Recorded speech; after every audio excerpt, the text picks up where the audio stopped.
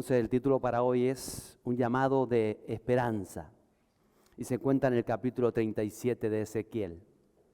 Padre, te doy gracias por lo que tú estás haciendo a escala espiritual en nuestras vidas, en medio de nuestras comunidades, en nuestros hogares y en esta tu iglesia, en la iglesia de toda esta tierra. Toma el control de nuestros corazones para que podamos ver materializado aquello que tú estás haciendo en el Espíritu, en el nombre de Jesús. Amén. Hay momentos duros, ¿verdad? ¿Cuántos pasan por momentos a veces complejos, difíciles, donde quizá no estás viendo o no estás viviendo lo que esperabas estar viviendo ya? ¿A cuántos les ha pasado? ¿A cuántos parece que dice, es que parece a veces estoy estancado? ¿Alguna vez te lo has preguntado? Yo no sé si lo has vivido, si lo estás viviendo o si lo vivirás. Que dice, parece que estoy estancado. O que las cosas no se dan como esperabas. ¿Te ha pasado? Si es así, hay una palabra para ti. Y si tú dices, yo ahora estoy avanzando a toda máquina, entonces una palabra que vas a tener que compartir con alguien cuando salgas de aquí. Porque el Espíritu Santo va a poner en tus oídos y en tu corazón. El profeta Ezequiel, que es el que voy a tratar el día de hoy, la palabra Ezequiel o el nombre de Ezequiel significa Dios es mi fortaleza. O en otras palabras, Dios me fortalece. ¿Qué significa Ezequiel? Dios me fortalece. Entonces, cuando usted dice en hebreo Ezequiel, un nombre hebreo, ¿qué está diciendo? Dios me fortalece.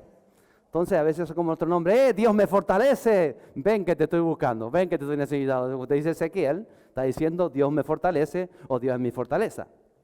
Y el profeta vivió un tiempo difícil. Él fue deportado de su tierra, él nació en Israel. En tiempo de cautiverio fue llevado a Babilonia. Era emperador Nabucodonosor que hizo una deportación del pueblo en varias ocasiones, y desde allí, desde Babilonia, él ejerció su llamado, su ministerio profético, sacerdotal, pastoral, y no le fue fácil, porque encontró mucha oposición en la Babilonia de aquel tiempo, toda la cultura caldea, y también dentro de su propio pueblo hay gente que no entendía por qué Dios le daba esas visiones o esas profecías, y muchos se opusieron a él. Entonces, Ezequiel vivió ese tiempo difícil, el tiempo del último rey de Judá. El último rey de Judá fue el rey Sedequías. Sedequías tenía un problema, y es que no quiso escuchar la voz de Dios.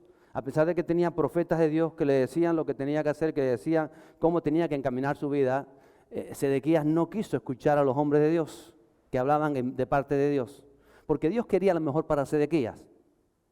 Sedequías había sido puesto por Nabucodonosor en la primera pequeña deportación, y él, una vez que estaba puesto y prometió fidelidad al rey, él quiso rebelarse contra Nabucodonosor y buscó alianzas en el reinado de Egipto. Dice, vamos a rebelarnos y vamos a hacer las cosas a nuestra manera. Y Dios le decía una y otra vez, Sedequías, no te rebeles contra Dios, porque yo lo he puesto sobre tu vida para traer corrección a mi pueblo. No te rebeles contra ese rey, no te rebeles con ese imperio. Yo estoy haciendo las cosas nuevas, pero ¿alguna vez le ha pasado que usted sabe lo que está bien y no lo hace? E intentas convencer a Dios de lo que tú piensas es mejor, porque somos más inteligentes que Dios, por lo menos lo creemos. A veces sucede, ¿verdad? Y es más, no solamente eso, sino que se rodeó de personas, de otros profetas, que le decían al rey lo que quería escuchar. No eran los profetas de Dios, era otra gente que le decía, sí, tú estás con el Señor está contigo, te va a ir bien si te rebelas, te va a ir mejor, Dios te dice que hagas esto, Dios te dice, y aquellos que dicen lo contrario es que no te entienden, es que no saben, es que esas personas no son de Dios.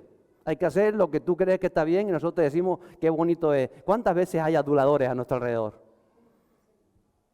Que por caernos bien o por no sé qué razón, o porque quizás nos quieren, tienen envidia, o por celo, o por mil maneras que no están en esa conexión con Dios, nos dicen lo contrario a lo que nos dice Dios y nos creemos que es lo que está correcto. A Sedequías le pasó eso, a ese último rey de Judá. Es más, llegó al punto de que no escuchar la voz de Dios, sus decisiones provocaron la destrucción completa de Jerusalén. Aún el templo glorioso de Salomón fue destruido bajo el reinado de Sedequías cuando fue depuesto. Y no solamente eso, sino que llevó a esclavitud a gran parte de su nación. ¿Por qué? Por las decisiones de un rey que no quiso hacer lo que Dios le decía que hiciera. El mismo Sedequías, no solamente esto afectó a toda la nación entera, al templo de Israel o al templo de Salomón, sino que él mismo lo pusieron una vez que fue aprisionado y pusieron a todos los hijos delante de él y le cortaron la cabeza a todos los hijos uno por uno. para que él lo viera. Eso era una manera de decir, vamos a acabar con el estirpe real, con la casa real de Sedequías. Por eso ponían a los hijos y le cortaban la cabeza. Y una vez que le cortaron la cabeza, el rey Nabucodonosor mandó que le sacaran a él los ojos. Dice que lo último que veas en tu vida sea como todos tus hijos mueren delante de ti. Y le sacaron los ojos y lo llevaron cautivo a Babilonia. Tremendo esto, ¿verdad? ¿Sabe, amada iglesia, que Dios nunca quiso eso para la vida de Sedequías? ¿Usted cree que Dios quería eso para su vida? Pero la desobediencia trae terribles consecuencias que trascienden más allá de nosotros mismos y que afectan a nuestra familia y que afectan a nuestras generaciones y que afectan a todo lo que hacemos. Y a veces no le damos esa importancia a que tenemos de desobedecer a Dios como si fuera algo banal. La desobediencia tiene consecuencias. Dile que está a tu lado, la desobediencia tiene consecuencias. Pero Dios conoce nuestros fracasos, en aquel caso los fracasos de aquella nación. Dios conoce aún nuestra terquedad, ¿o no? Unos son más tercos que otros, unos son más salvajes y otros hemos intentado aprender a ser domados por el Espíritu Santo y estamos en ello todavía. Y Dios nos ama tanto, dile que está a tu lado, Dios te ama. Dios nos ama. Y en medio de situaciones tan difíciles, este pueblo de Israel, tras todo aquello que vivió, quedó sin esperanza, quedó sin identidad. Fíjate hasta qué punto es importante la identidad, que cuando los hebreos esclavos llegaban a Babilonia, les quitaban su nombre hebreo y les ponían un nombre caldeo, un nombre babilónico. Es decir, porque no tienes derecho ni a usar tu lengua aquí. Te quitamos, si tú te llamabas, por ejemplo, Damián, te ponían otro nombre que tenía que ver con el dios o con los reyes que tenían en Babilonia. Es decir, para quitarte aún la identidad de quién eres. Porque el diablo también trabaja así con nosotros. Una vez que desobedecemos, que hemos caído, él va a intentar culpabilizarte y a robarte tu identidad, la identidad que tenemos en Cristo. Es importante conocer cómo opera el enemigo para poder vencerlo en el nombre de Jesús. Y ese pueblo se quedó en esa altura, todo su orgullo, toda su soberbia, toda esa raza, todo el orgullo, el ego, la rebeldía, su pecado, le había pasado factura. Y en medio de aquel desorden, de aquel caos, de aquella desobediencia, de todo aquello que se había producido, Dios levanta a este hombre, a este profeta Ezequiel, y trae una visión nueva, un llamado de esperanza. Dile al que está a tu lado, hay esperanza. ¿Qué hay? Esperanza. En medio del caos, en medio de la situación, en medio de todo, hay esperanza. Verso 1 y 2 del capítulo 37 de Ezequiel dice, la mano del Señor vino sobre mí y me sacó en el espíritu del Señor y me puso en medio del valle que estaba lleno de huesos. Él me hizo pasar en derredor de ellos y he aquí eran muchísimos sobre la superficie del valle. Y he aquí estaban muy secos. Y dice que en aquel momento Ezequiel es llevado y es puesto en medio de un valle de huesos secos. Cuando habla de huesos secos, está hablando de un valle, imagínese, no sé, yo me imagino el valle de la Orotava, todo ese valle grande y lleno de cráneos, de carabelas, de huesos, de costillas. Imagino que de harapos, de resto, de posiblemente una gran batalla, allí habrían cavadas banderas y habrían, una de las cosas que más aguanta la intemperie es el calzado deshecho, se imaginan las botas y se imagina usted estar en un valle de huesos secos. Puede imaginárselo en su mente, caminando por ahí, ay, con cuidado de no pisar la calavera que y cruje, uy, te pones a caminar. ¿Cómo caminarías en un valle? ¿Te quedas quieto para no caminar? Pero es que Dios le dijo que tenía que moverse, que tenía que pasar en derredor. Entonces se imagina al profeta intentando no pisar aquellos huesos, intentando no escachar las costillas que... Ahí estaba, en medio de esa situación. Dios le hace pasar alrededor.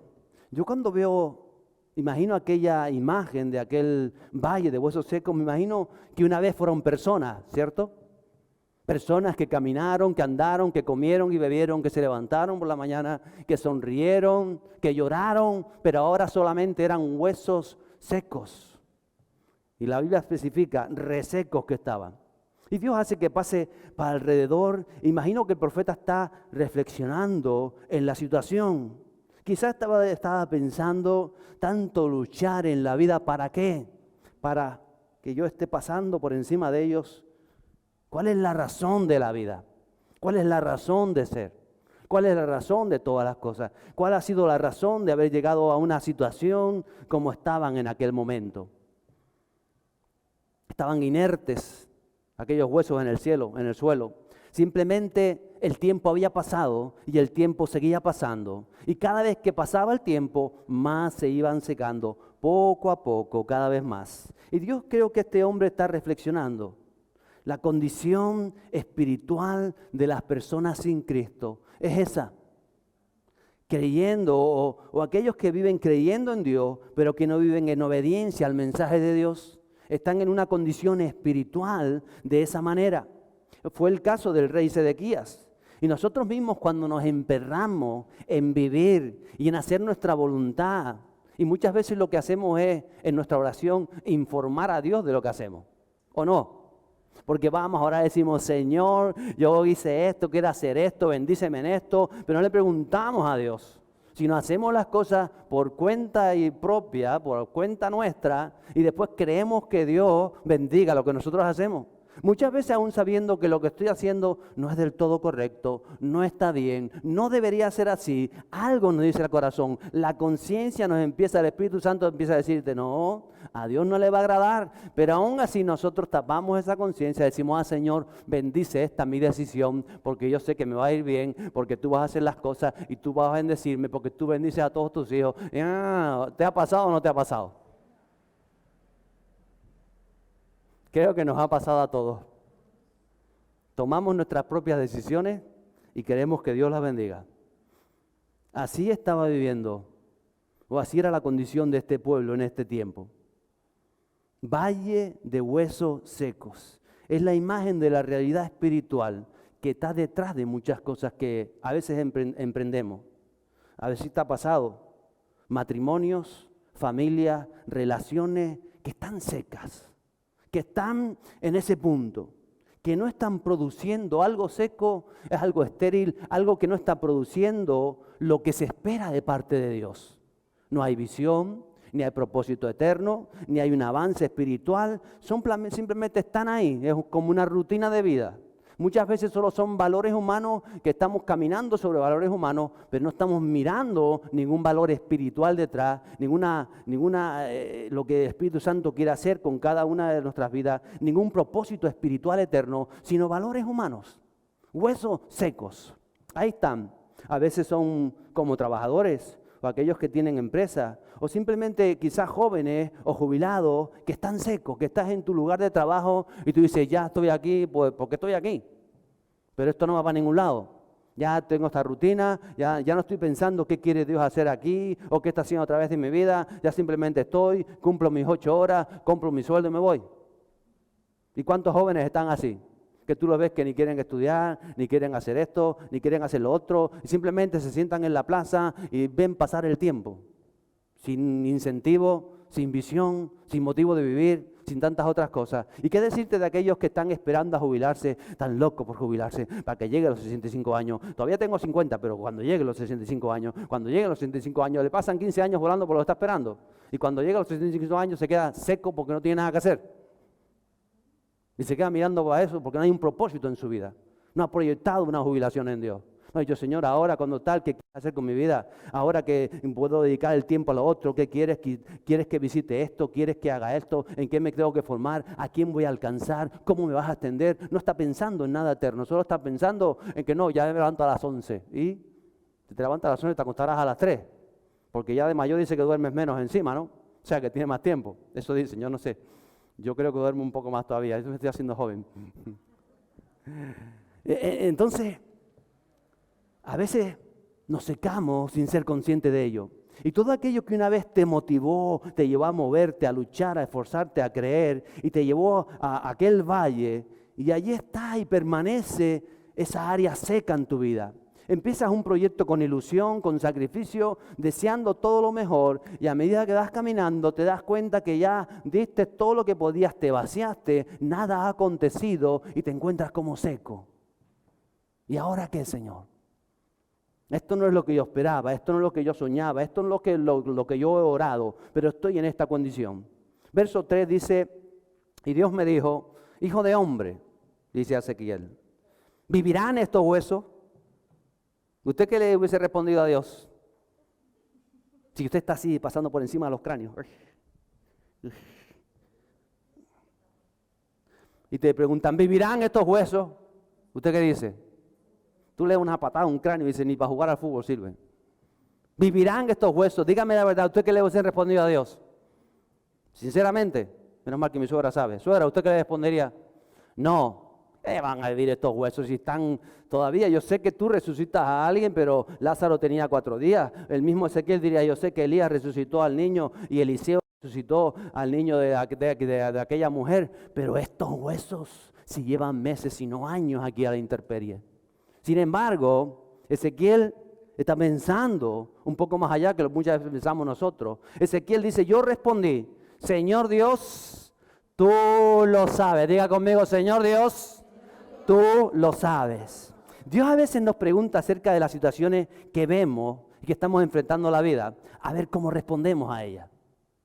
Dios pregunta al profeta, porque a veces cuando Dios quiere hacer algo sobrenatural en tu vida, te hace reflexionar primero en cómo está esa situación, en esa área de tu vida, cómo la estás viviendo. Y él se sienta y dice, ¿tú crees que Dios puede hacer algo aquí? ¿Tú crees que esto puede hacer algo? ¿Tú crees que esto puede salir para algo? ¿Tú crees que la situación que está, Dios quizás te pregunta, ¿saldrás adelante? O te puede preguntar, ¿conseguirás emprender tu negocio? Y tú puedes decir, pero es que no tengo ni papeles. ¿Conseguirás emprender tu negocio? Te dice Dios. ¿Brillará tu matrimonio? Uy, mi matrimonio. Ya estamos a trancas y barrancas. Es que ya vamos, ya por... Entonces Dios nos pregunta, ¿verás a tus hijos fluyendo en el Espíritu, mis hijos? Es lo que nos pregunta el Señor. ¿Caminarás frente a ese hombre, con esa mujer que Dios ha puesto en tu vida? ¿Fluirás en tus dones? Quizás te pregunta, tú dices, ay, mis dones, y yo ahora mismo no sé ni para dónde voy. Entonces Dios te pregunta. Y si Dios te pregunta, es porque quiere sentarse en lo que Él quiere hacer a través de tu vida. ¿Lo cree o no lo cree? Y por eso nos pregunta. Por eso le pregunta a Ezequiel, ¿podrán vivir estos huesos? Tú lo sabes. ¿Emprenderás el negocio? Oh, Señor, tú lo sabes. Tú todo lo sabes, Señor. Tú lo sabes. La respuesta de Ezequiel es una rendición a la voluntad de Dios. Señor, tú lo sabes. Este es mi sueño, este es mi deseo, pero yo lo rindo a ti. Yo me rindo porque tú lo sabes, Señor.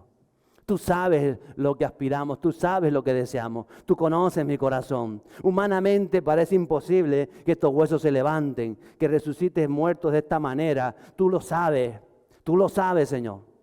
Tú sabes qué vas a hacer con mis dones, tú sabes qué vas a hacer con mis estudios, tú sabes qué vas a hacer con mis sueños, en mi matrimonio, en mi familia, en la iglesia. Tú conoces la realidad, Señor. Diga conmigo, Él lo sabe.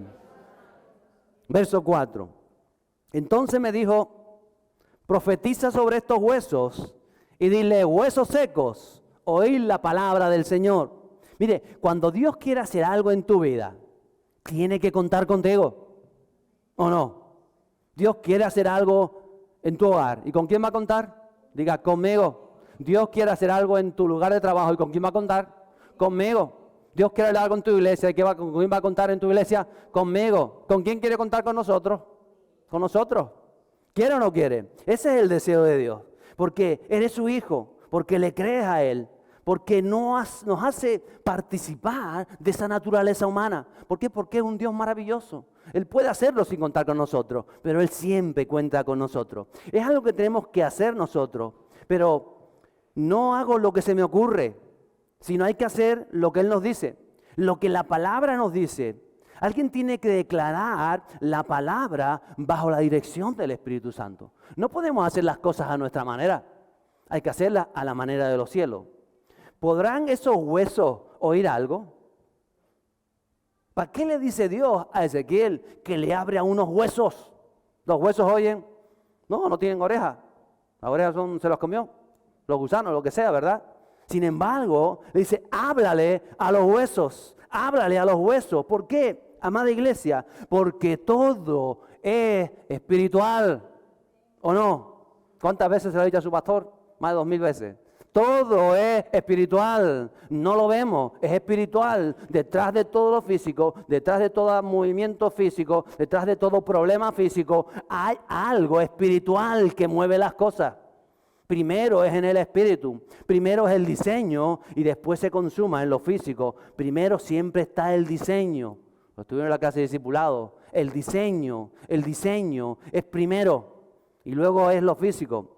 La realidad física está sujeta a la realidad espiritual. Siempre, siempre, siempre lo espiritual es primero. ¿Lo puede entender?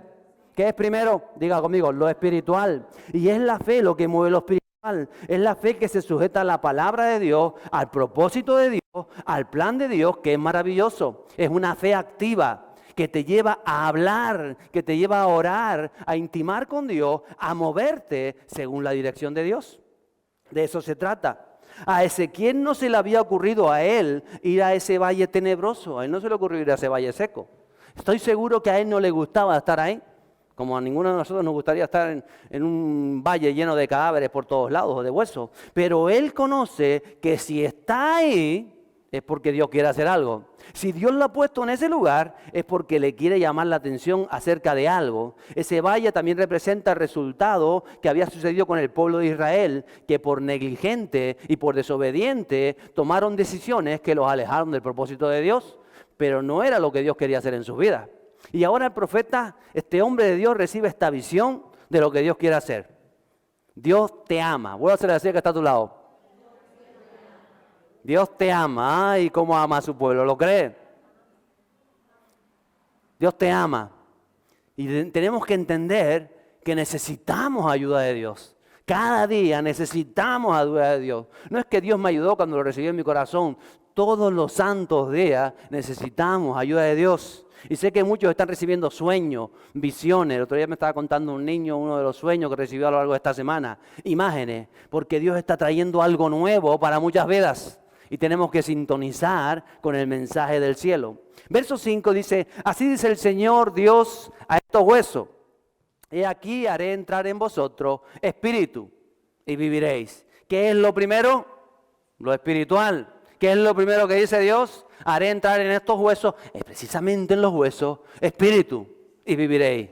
Porque vuelvo y le digo, el mundo espiritual es primero y por eso estamos en ayuno y oración estos 21 días. Estamos primero declarando en el mundo espiritual, nos estamos uniendo en fe, en oración, juntos todos, el mundo espiritual lo que quiere hacer. Y por eso me sorprende cuando los viernes se mueve de qué manera la presencia del Espíritu Santo, porque estamos en Pentecostés y caminamos hacia Pentecostés a lo que Dios quiere hacer. Y cómo el Espíritu está tocando los corazones y está llamando a las vidas a, como en el libro de Hechos, a unirnos en su presencia, clamando en lo espiritual para verlo cara en lo físico. Clamamos en lo espiritual para verlo materializado en lo físico. Primero, lo espiritual. Primero, lo espiritual. Primero, lo espiritual. Y esa es la oración.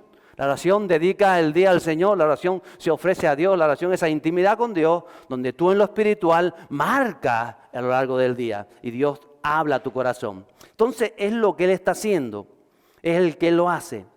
Sigue diciendo el verso 6, y pondré tendones sobre vosotros, haré crecer carne sobre vosotros, os cubriré de piel y pondré espíritu en vosotros y viviréis y sabréis que yo soy el Señor. Y eso verdaderamente es creerle a Dios. Es que Él es el que hace lo sobrenatural. No lo hacemos nosotros. ¿Quién lo hace? Él. Él es el que restaura. Él es el que vivifica relaciones. Él es el que trae vida. Él es el que trae salvación. Él es el que sana toda herida. Él es el que sana toda dolencia. Él es el que transforma el interior de las vidas. Él lo hace, pero necesita alguien que le crea. Porque esto es por fe. Que viva confiado. Que viva agradecido, que viva alegre, gozoso, que pueda fluir en esa frecuencia espiritual con el Espíritu Santo y que obedezca fielmente a lo que Dios le dice. No lo que tú quieres hacer, no lo que tú crees que quieres hacer, sino lo que Dios te dice que hagas. Y si no hay una intimidad profunda, una relación sincera con el Espíritu Santo y con el conocimiento de la palabra de Dios, vas a estar dando palos de ciego a lo largo de toda tu vida. Pero cuando tú te centras en la palabra y le dices, Espíritu Santo, el día de hoy, ¿qué quieres hacer? Porque esto pasito a pasito, Señor, ¿qué quieres hacer hoy en mi vida? Señor, esta situación, ¿cómo la vamos a trabajar? ¿Cómo me vas a ayudar? ¿Qué sabiduría me das a dar para esto? Y comienzas a hablar con Él. Él va a hacer las cosas conforme a su propósito, que es el propósito perfecto, ¿verdad? Y ahí está. Y entonces, dice el verso 7, que Ezequiel dice, profeticé pues como me fue mandado. Y mientras yo profetizaba, hubo un ruido y luego un estremecimiento y los huesos se juntaron, cada hueso con su hueso. Ezequiel hizo lo que le fue mandado. Pero ¿sabe qué nos pasa muchas veces a nosotros? Que nos cuesta obedecer. Hombre, si me dicen algo que me gusta, yo obedezco enseguida. Pero la cosa es cuando te dicen algo que... o no. Cuando te hacen negociar con Dios. ¿Te ha pasado alguna vez? Depende de qué área. A lo mejor tú sientes, Dios pone en tu corazón, Dios pone en mi corazón que le dé 1.000 euros a alguien. Y dice, yo estoy orando aquí y siento en mi corazón, dale 1.000 euros a Andrea. Yo me quedo así, digo, aparta de mí, eso no es de Dios. Porque yo pienso guardar esos 1.000 euros para irme de crucero. Y entonces ya empiezas tú a decir, no, eso no es de Dios. ¿O no nos cuesta obedecer? Sinceramente, nos cuesta obedecer. Porque seguimos creyendo que lo nuestro es nuestro. Y entonces ya empiezo yo a negociar con Dios y digo, bueno, 500 a lo mejor sí. 500, Señor, puede ser. Vamos a hacer un trato. Yo le doy 500. Si ella me da las gracias, es que eso era lo que tú me dijiste. Y yo lo entendí mal. Y si ella me dice, dame más, entonces ya entiendo que son 1.000 y los otros 500. ¿O no? Somos así. ¿Cuántas veces ha negociado usted con Dios? Y yo hablo de dinero porque es lo más evidente. Pero ¿con cuántas cosas? Vete y pídele perdón. Yo, que me pida perdón él a mí. Porque él fue el que se equivocó. Y ya empiezas a negociar con Dios. Y si no sale el sol a las 3 de la mañana y veo esa señal, no hay ninguna señal. La señal es lo que Dios diga a tu corazón, porque empezamos a buscar señales de estas que no se dan ni vamos, que casi no se le dieron ni a Josué. Pero nosotros que somos más santos se nos van a dar a nosotros. Un jamón se te va a dar. Si ya Dios te habló, ¿o no? No, que te confirma. Y a veces Dios te lo confirma y dice, no, confírmamelo otra vez. Que no, cabezón, abre tu corazón y haz lo que Dios te dice. Y te va a ir bien porque Dios no le roba a nadie. Porque Dios quiere bendecirte. Y si Dios te dice que le tienes que dar 1.000 euros a la otra persona y sembrarlo, es porque Él quiere darte mucho más a ti, ¿o no? Pero como no lo entendemos, creemos que Dios nos quiere robar o creemos que Dios lo hace de que tengo que pedirle perdón y yo me voy a humillar y qué humillación y todos van a saber que se van a pensar que yo fui el que lo hice mal. No, haz lo que te dice el Señor, que te va a ir bien, ¿o no? Nos va a ir bien. Entonces, ¿por qué nos cuesta tanto obedecer? ¿Por qué será? Y otras veces hacemos lo contrario. Hacemos cosas que Dios no nos ha pedido. Yo voy a hacer... ¿O no? ¿Sabes lo que es eso en realidad? Soberbia. Es hacer algo para sentirme admirado en el fondo, para sentirme respetado, para que todos vean mis cualidades, que yo lo hago bien, ideas o acciones o cosas. Y entonces dice, Señor, pero yo te mandé a hacer eso. No, pero me queda bien, ¿no? Además, mira, todos me aplauden y todo porque es lo que se me da. Pero si Dios no te mandó, no lo hagas. Porque vas a hacerlo sin la voluntad de Dios. Vas a hacerlo sin la bendición de Dios. Lo vas a hacer y a veces sucede eso. Por eso yo creo que Dios se mueve en la sencillez, ¿o no? En la humildad, eso dice la palabra. En el carácter manso, en el que está dispuesto a escuchar y a actuar simplemente con fe. Señor, ¿qué hay que hacer? Que le tengo que dar 1.000 euros. Ponme mi corazón. Pues toma. Mira, una bendición para tu vida. Imagínate a Andrea contenta bien. Porque no me aprobaron la matrícula y gracias a eso voy a poder estudiar y voy a sacar este año de carrera. ¿Se imagina? Y Dios va a hacer algo maravilloso en esa vida. Y Dios quiere usarte a ti para que sea para esa vida. Pero como nosotros no lo vemos así, que empezamos a intentar pensar que Dios quiere algo de nosotros que es malo para nosotros. Y Dios siempre va a querer bendecirnos para que las cosas sobrenaturales sucedan en nuestra vida. Pero Él se va a mover en la sencillez. No importa si nadie cuenta contigo. Yo siempre he dicho, a mí me importa un bledo que nadie cuente conmigo. Si cuentas conmigo tú, Señor. Si Dios cuenta contigo, ay, ay, ay. Ya el que está al lado dice, no hace falta que cuentes conmigo. Cuando Dios cuenta conmigo, yo tiro para adelante, ¿o no? No necesitamos nada más que saber que la gracia de Dios está en nuestra vida y que podemos avanzar conforme a su propósito.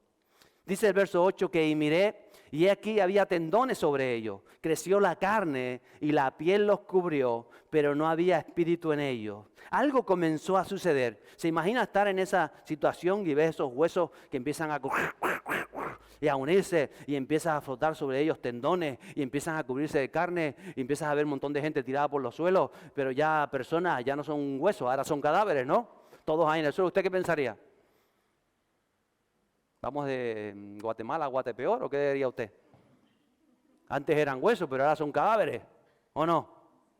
Estoy diciendo, uff, ¿qué está haciendo el Señor? ¿Qué estará haciendo el Señor? Algo comenzó a suceder. A veces, mire, a veces nos pasa que Dios comienza una obra, pero hay quien deja las cosas a la mitad. Cuando no somos constantes, cuando nos conformamos con las migajas o la falta de perseverancia. Dice el apóstol Santiago que hay de aquellos que son inconstantes, que son como la ola del mar, que viene y va, porque empiezan las cosas aún en el nombre del Señor y las dejan a mitad. O ven una parte del plan y lo dejan a mitad. Y a veces ha tocado, muchas veces, trabajar con personas así, que son inconstantes, que comenzamos algo y luego lo dejamos aparcado, que no llegamos hasta donde Dios quiere llegar, avanzamos un poquito y por eso estamos también estos 21 días ayunando y orando, porque son días de un inicio que para muchos va a marcar el continuar una forma de ver la vida. De buscar a Dios 3 veces al día, de dejar unas cosas a un lado y sacrificarlas para buscar más de la presencia del Espíritu Santo, de seguir con esa intimidad, de saber que somos un pueblo, de que estamos unidos, de que alguien está orando por ti y usted está orando por alguien. Todo se trata de ese cimiento que usted tiene que seguir. No dice, no, acaba el 21 días y al día siguiente ya me como 4 chuletones y 4 huevos fritos. No, estamos haciendo algo a conciencia. ¿Me entiende lo que le estoy diciendo? A conciencia.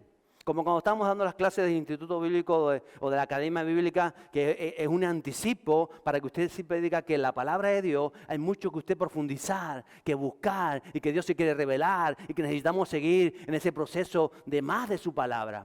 Entonces se sientan unas bases sobre lo que usted tiene que seguir edificando. Y de eso estamos tratando este inicio de año 2024. A veces sucede. A veces los matrimonios no funcionan bien y oramos y Dios empieza a obrar un poquito y empieza a orar y ya mejora un poquito la cosa y ya creemos que ya está y nos conformamos. Y no seguimos avanzando, no seguimos edificando, dejamos de transformarnos, acomodamos o en muchas cosas o Dios te pone y comienza a surgir tus dones y comienzas a fluir en tus dones y cuando ya fluyes un poquito ya te quedas en ese tope, ya te crees que es así. Siempre hay más de Dios, siempre hay más de Dios. Fíjate, ahí el profeta le habló a los huesos y los huesos empezaron a juntarse, se juntaron los huesos, empezó a hacer tendones y se cubrió el cuerpo y eran cadáveres. Pero hay que avanzar más, hay que seguir adelante. Dile que está a tu lado, tienes que avanzar más. Díselo, hay que avanzar más, Henry. Pero vamos, a paso firme. A paso firme. Puede ser que tropieces y te caigas, pero entonces te levantas y si no puedes levantarte, dices que ayúdame a levantar y te vas a ayudar a levantar y vamos a avanzar más. Porque hay que avanzar más. ¿A dónde hay que ir? Hasta el final, para adelante, ¿verdad? ¿Para dónde hay que ir? Para adelante. Verso 9. Entonces le volvió a decir Dios al profeta, profetiza. Entonces él me dijo, profetiza al Espíritu, profetiza, hijo de hombre. Y di al Espíritu, así dice el Señor Dios, ven de los 4 vientos, oh Espíritu, y sopla sobre estos muertos y vivirán, porque ya no eran huesos, ahora eran muertos. Y sopla sobre estos muertos y vivirán. Recuerda, Dios empieza diciéndole, habla al Espíritu sobre los huesos, porque primero es lo espiritual. ¿Me entiendes?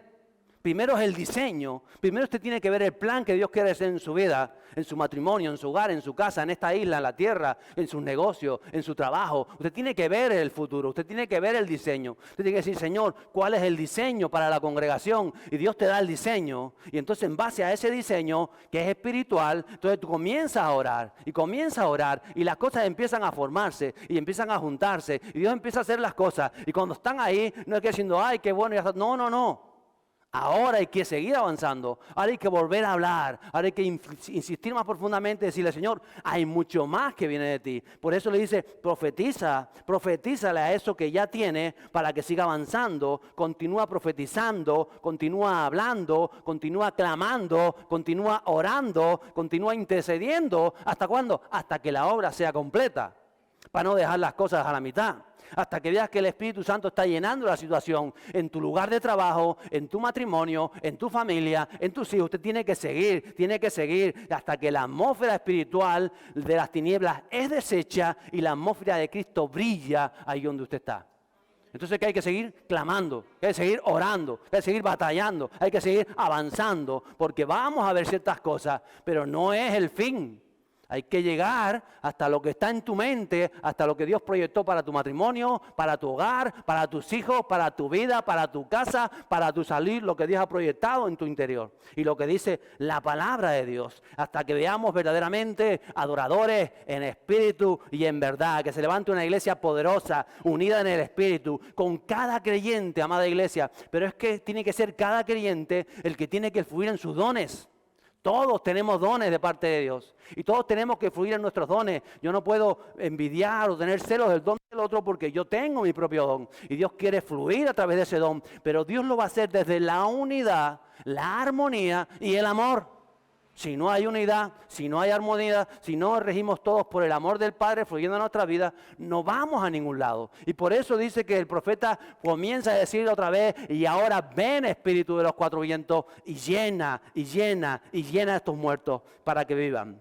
Dice el libro de Hechos capítulo 4, que los que creyeron eran de un corazón y un alma, y ninguno decía ser suyo lo que poseía. Es decir, no son mis dones, no son mis sueños, no son mis deseos, no es lo que yo quiero. Todo es en común, porque somos la iglesia de Cristo. Nadie es más importante que nadie. Dile al que está a tu lado, no eres más importante que yo, pero yo no soy más importante que tú, porque todos somos hijos del mismo Padre Celestial que nos ama y derramó su vida por nosotros, nuestro buen Señor Jesucristo. ¿Lo cree o no lo cree? Entonces, como nadie es mejor que yo y yo no soy mejor que nadie, yo no tengo que pensar que por qué al otro sí y a mí no, o que por qué aquel es blanco y yo soy negro, o que por qué el otro es más feo y yo soy más guapo. No estoy pensando eso, lo estoy llamando en el nombre de Jesús. ¿Ok? ¿Lo cree o no lo cree? Y Dios tiene cosas maravillosas, trabajando desde la unidad. Denle un abrazo al que está a su lado. Aprovecha ahora. Dígale, ¿cómo te quiero? Qué bueno eres. Dios hace cosas grandes en tu vida. Dame un abrazo a aquellos que nos ven en la red. Un abrazo fuerte para que el Señor haga cosas maravillosas también en tu vida. Gracias, Espíritu Santo.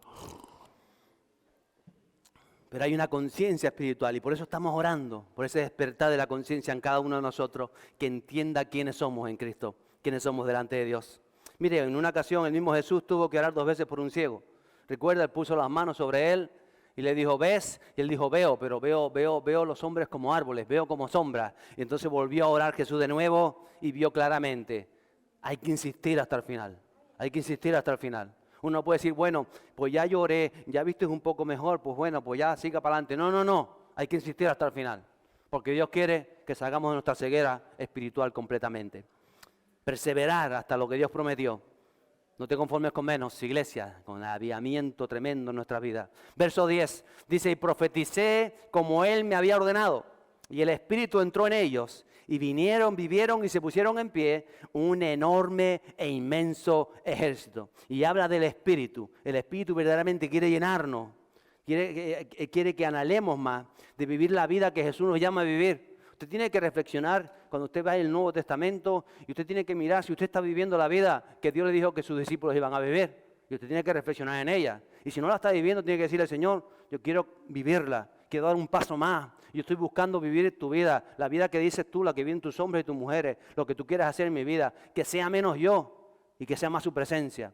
De eso es lo que se trata, el conocer a Cristo. Y entender todo eso. Y en la medida que tú lees la palabra y el mensaje, que empiezas a entender que el Espíritu Santo quiere llenarnos. Y nos quiere, como a este ejército, ponernos de pie, levantarnos a todos, levantarnos en armas, levantarnos como hombres y mujeres de Dios, como este poderoso ejército, que tenemos que tomar nuestras armas espirituales que están ahí en la palabra de Dios. Tenemos que saber y aprender a manejar las armas espirituales, venir al arsenal de los cielos, decirle, Señor, a mí me hace falta un hacha, o me hace falta una espada, o me hace falta un escudo, o me hace falta un yelmo. Todo lo que hemos hablado de la armadura de Dios, ¿verdad? Tenemos que aprender a manejar todo lo que viene de los cielos y, por supuesto, luchar espiritualmente juntos, codo con codo. Toca el codo que está a su lado, codo con codo. Más fuerte ahí, no le rompa el codo, pero codo con codo. Vamos codo con codo, porque somos una iglesia, porque somos una familia, porque somos un equipo. Y si usted no lo entiende, tiene que entenderlo una vez, tiene que entrar a su cabeza, porque si no el Espíritu Santo no va a poder usarlo en lo que Él quiera hacer. Y todos como equipo, y todos como hermanos, a veces nos chocamos, y a veces nos damos codazos, y a veces nos queremos un poco más o un poco menos, o tenemos otros conflictos o no, pero seguimos siendo hermanos. Como decía mi padre cuando yo me peleaba con mi hermano, bueno, mi hermano se peleaba conmigo, santo. Desen un beso y díganle que se quiere. Entonces, ya no te peleabas, con tal de no darle un beso y decirle que te quiere, yo y mi hermano el otro. Desen un beso y díganse que se quiere. Miramos. Desen un beso y díganse que se quiere. Y por eso me gustaban todos los besos ahora, creo. Te quiero, hermano. Decía él, te quiero, hermano, y ya está. Y venga, sigan jugando. Así arreglaba mi padre las soluciones. Y después a nosotros se nos iba, ¿o no? A veces es tan sencillo como eso. Como decirle, gracias Padre Celestial porque tú me has amado tanto, me has perdonado tanto, que yo voy a seguir adelante. Le doy 2 besos y le digo que lo quiero. Porque en el fondo los queremos o no los queremos. Claro que nos queremos. Por eso, cuando hablamos de Ezequiel, ese nombre que es Dios es mi fortaleza, o Dios me fortalece, hay momentos en la lucha, hay momentos en medio de lo que estamos viviendo que necesitamos la fortaleza de Dios. Y Él está preparado para darla. Ezequiel, dile a que está a tu lado, Ezequiel. Dios te fortalece, Dios me fortalezca. Esta visión termina con el verso 14 que dice, pondré mi espíritu en vosotros y viviréis, y os pondré en vuestra tierra. Entonces sabréis que yo, el Señor, he hablado y lo he hecho, declara el Señor. Mire, me sorprende porque la visión termina diciéndole a Ezequiel, yo he hablado, dice el Señor, y yo lo he hecho. ¿Me entiende? Yo he hablado y yo lo he hecho. ¿Quién es el que lo hace? Dios. ¿Quién lo hace? Dios. Pero Dios llama a Ezequiel, Dios comisiona a Ezequiel, Dios le da esta visión a Ezequiel y dice, Ezequiel, tú haz lo que yo te digo, tú habla, tú profetiza, tú ve, tú responde, tú hazlo, lo que yo te digo. Pero lo hace Él, Dios lo hace y quiere saber con quién cuenta Él. Quiere saber si cuenta contigo y hasta dónde cuenta contigo. Yo quiero que cuente conmigo hasta el final, al 100%, pero eso depende de mí. Yo le puedo decir, sí Señor, cuenta conmigo al 100%, pero la primera visión que hizo, la primera cosa que recibo o la primera palabra que habla en mi corazón y me dice, pero renuncia a esto, digo, ay no, 100%, pero a eso no renuncio, ya empieza a descontar del 100 para abajo. Ya empieza a descontar. Y sí, Señor, cuenta conmigo, pero de 11 a 12, porque yo a las 12:30 quedé. Cuenta conmigo, Señor. Pero hasta aquí. ¿O no? Y entonces el Señor dice, quizá quería derramarme, pero es que si me derramaba ibas a estar hasta las 8 de la tarde tirado ahí, recibiendo presencia, recibiendo unción, recibiendo tantas cosas, y tú tenías tanta prisa que entonces lo dejo para otro día. ¿O no? Porque a veces no pensamos lo que estamos diciendo. Cuenta conmigo, Señor, cuenta conmigo. Pero una vez a la semana, porque tú sabes todos los compromisos que tengo en mi vida. Pues el Señor contigo cuenta una vez a la semana. Es tan bueno que hasta a veces dice, vale, porque nos ama y porque tiene misericordia de nosotros. Cuenta conmigo, Señor, pero, ay, Espíritu Santo, yo sé que tú estás haciendo algo maravilloso y cuentas con nosotros. Y cada uno decide hasta dónde quiere llegar con Cristo. Hasta dónde quiere llegar con Cristo. Hay que estar dispuestos a creerle a pesar de cualquier situación. Porque tú lo sabes, Señor. Yo proyecto esto para mi vida y presento este proyecto y te digo, Señor, pero tú sabes lo que vas a hacer. Porque quizás tu proyecto para mí es otro. Y yo ahora no lo veo. Pero tú lo sabes, Señor. Porque Él todo lo sabe y Él va a querer lo mejor para ti siempre. Entonces cuando uno camina en esa visión, tú vas a estar agradecido con las cosas que pasan a tu vida. Y vas a estar batallando para que las cosas de Dios se den conforme a su propósito y no a nuestro propósito. Porque su propósito es el perfecto. Y a vivir en su voluntad. ¿Estás dispuesto a creer?